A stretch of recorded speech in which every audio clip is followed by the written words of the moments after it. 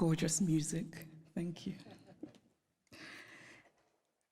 President of the Federal Republic of Germany, Dr. Steinmeier, Mayor of Berlin, Minister for Culture and Media, Dr. Monica Grütters, Director of the Humboldt Forum, Professor Dagalo, ladies and gentlemen, good afternoon. Actually, good morning-ish. It's almost afternoon. Thank you for having me here. When I was researching my second novel, Half of a Yellow Sun, which is set during the Nigerian Biafran War that started in 1967, a woman told me a story about her elderly father. It was early in the war, and they were in their Biafran hometown, feeling relatively safe because the war seemed far away. Then suddenly they heard the loud, terrifying sounds of bombing very close to them, and they knew that they had only minutes to leave their home and run into the interior for safety before the Nigerian soldiers arrived. The elderly father was a wealthy man, but the only thing he rushed to take with him was his ikenga, a piece of wood, a beautifully carved piece of wood. But it wasn't just a piece of wood. It was also the repository of spiritual meaning. The ikenga represented his chi, his personal spirit, as well as his ancestors, his guardian angels. I was struck by this story. This man, facing the possibility of never seeing his home again, chose the thing that mattered most to him. Of course, he cared about his material possessions, but he believed that those could eventually be replaced, while his ikenga was irreplaceable. There are ikengas in various museums all over the world today, and it is easy to forget as we stare and admire them behind cold and clinical glass barriers that these are objects that are religious, spiritual, sacred. Art lives in history, and history lives in art. Much of what we call African art are also documents. They tell stories. Some are literal in their storytelling, like the beautifully ornate Benin stool that was sent to the Oba of Benin by his people when he was exiled by the British, and which he looked at and immediately could deduce from the carvings the state of his British plundered land. Other sculptures and carvings are more metaphorical. They speak to the dignity of a people, to their worldview, to their aspirations.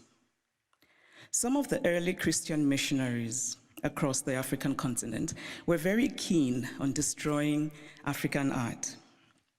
Carved African deities, which they told the Africans were just magic.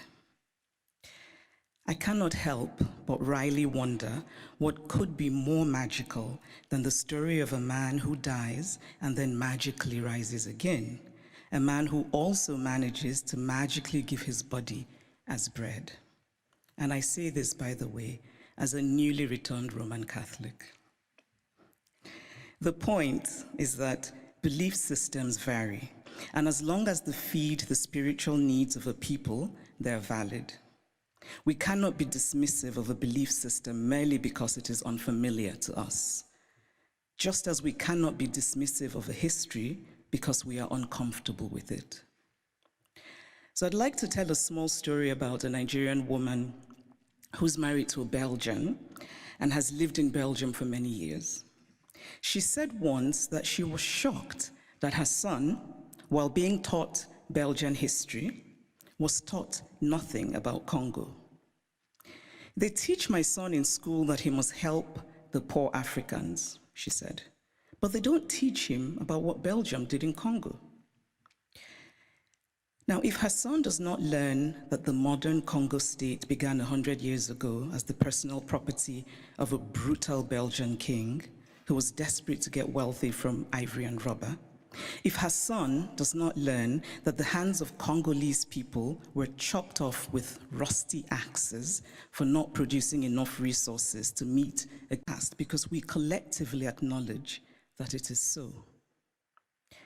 It is not that Europe has denied its colonial history. That would be too crude. It is instead that Europe has developed a way of telling the story of its colonial history that ultimately seeks to erase that history. The former French Prime Minister, Nicolas Sarkozy, gave a now infamous speech in Senegal in which he said, "I have not come to deny mistakes or crimes. Mistakes were made and crimes committed. But no one can ask of the generations of today to expiate this crime perpetrated by past generations." This is central to the story that Europe tells itself about its colonial history. It is a story that basically says, yes, colonialism happened, but. And whatever comes after the but is the focus of the story. What the focus on the but does is that it absolves. It frees Europe of responsibility, of a significant and traceable connection to the African present, and it allows Europe the glow of charity. But the truth is that the past does not merely tell us what happened yesterday, it also illuminates what happens today.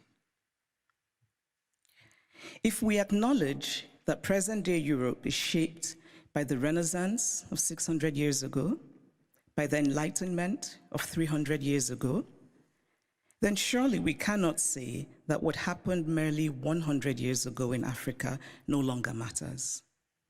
It matters. We are gathered today in this reconstructed palace, a beautiful place, but also a place that represents Germany's nostalgia for imperial times. When Kaiser William II lived here, German troops were killing children, women, and men in Southwest Africa. This building says that German history matters, even in a romanticized form. The history of Africa and Asia and Latin America must matter as well. We cannot pick and choose which histories and which points of view still matter, because to do this would be an ugly exercise of brute power. And speaking of power, here's a headline I just read in a German publication. The headline says, "Where do Africa's treasures belong?"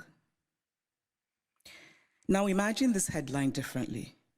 Imagine if it said, "Where do Germany's treasures belong?" It would be a redundant question, because of course, Germany's treasures belong in Germany. But the question would never even be asked, because there would be no circumstance in which it would be, because of power. And so it seems to me that what we are fundamentally grappling with in this space, in all of these questions about the Humboldt Forum, is power. Unequal power, how we navigate unequal power relations. And there's always been, to me, something shabby about unequal power relations.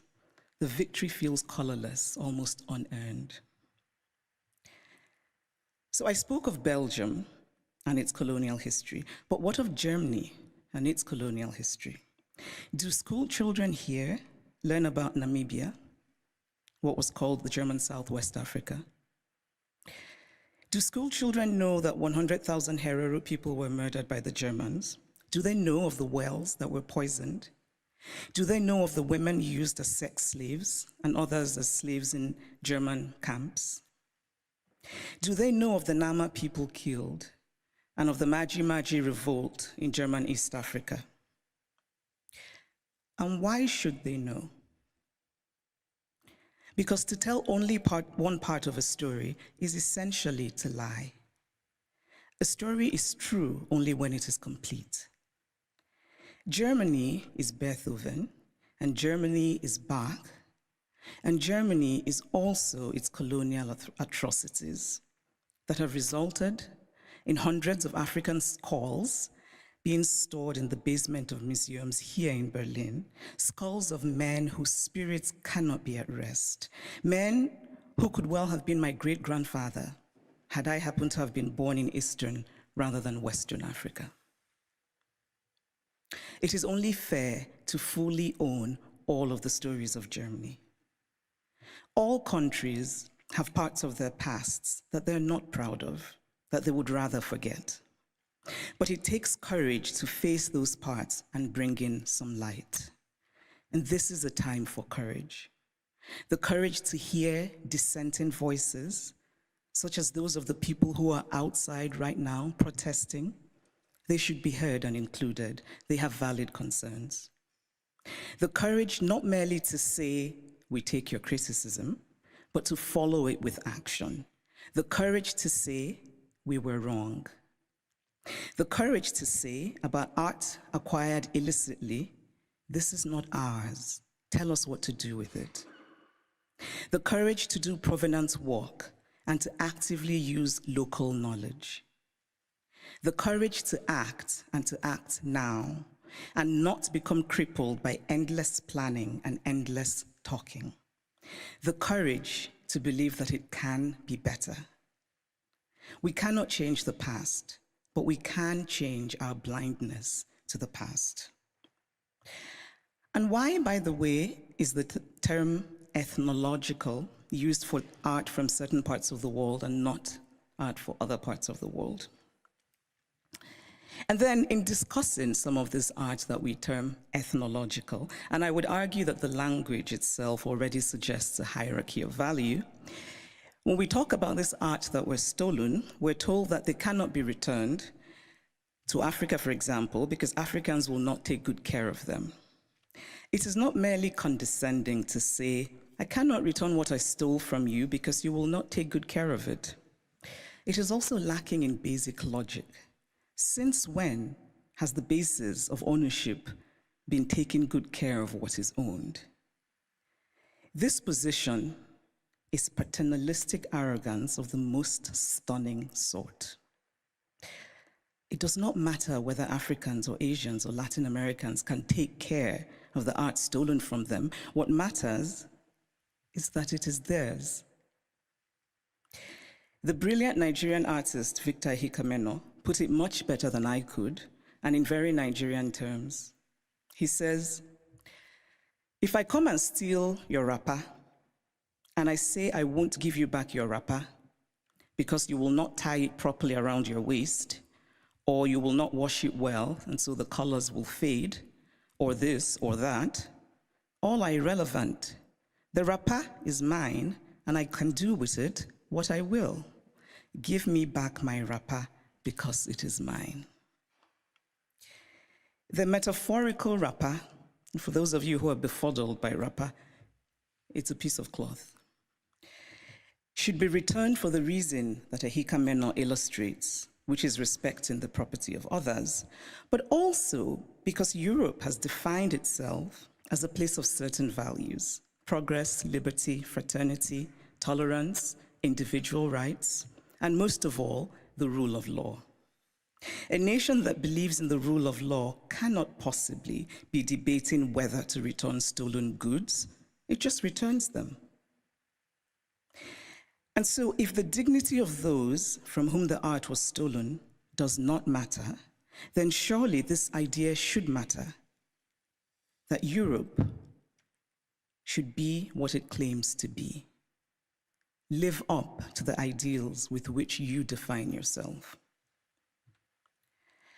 I should pause here and note that sometimes these conversations run the risk of sounding like empty moralizing, or like asking for the impossible or the unrealistic, or insisting on an unattainable purity and perfection. Obviously, I don't think everything should be sent back to the countries from which they came. Not everything was stolen. But those things that are sacred, those things for whom people were killed, those things that have in them the stains of innocent blood, should be returned. Obviously, we do not have all the information. There are facts lost in unrecorded history, but we can draw reasonable conclusions based on information that we do have. We can deduce, for example, that the Ngonso, the beautiful sculpture of the founder and guiding spirit of the Nso people of Cameroon, a former German colony, could not possibly have been obtained under benign circumstances, because why would you willingly give up your guiding spirit? It is also important to remember that not all wounds are visible. Some wounds we carry in our hearts, inherited from our parents, passed on to our children. But this discourse is, of course, not just about the Humboldt Forum. It is about museums all over Europe, in France, in the Vatican, in Britain. And I must acknowledge that Germany is the first of the powerful European nations that has made a gesture towards returning the Benin bronzes.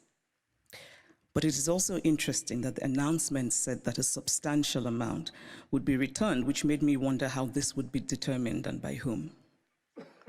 And it is equally interesting that it is British colonial loot rather than German colonial loot that is being returned by Germany. But still, it is progress. And Germany's action, this gesture towards righting what is wrong, must be acknowledged.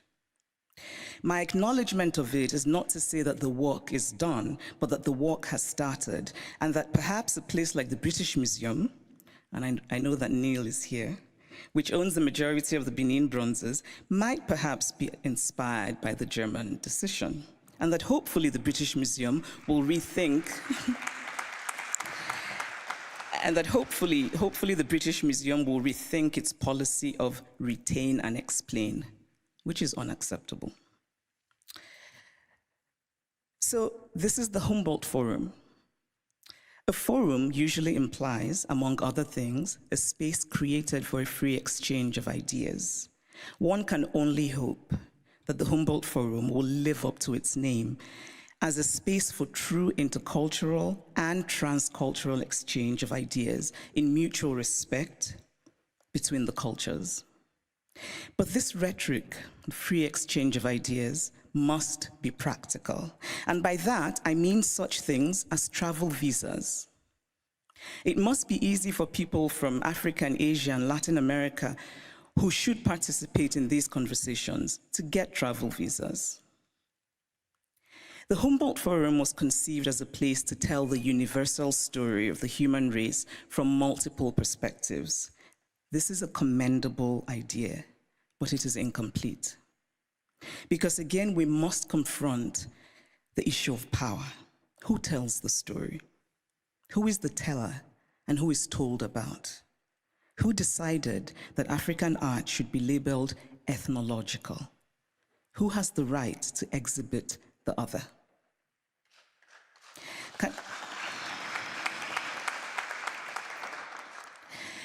Can the Humboldt Forum be an opportunity?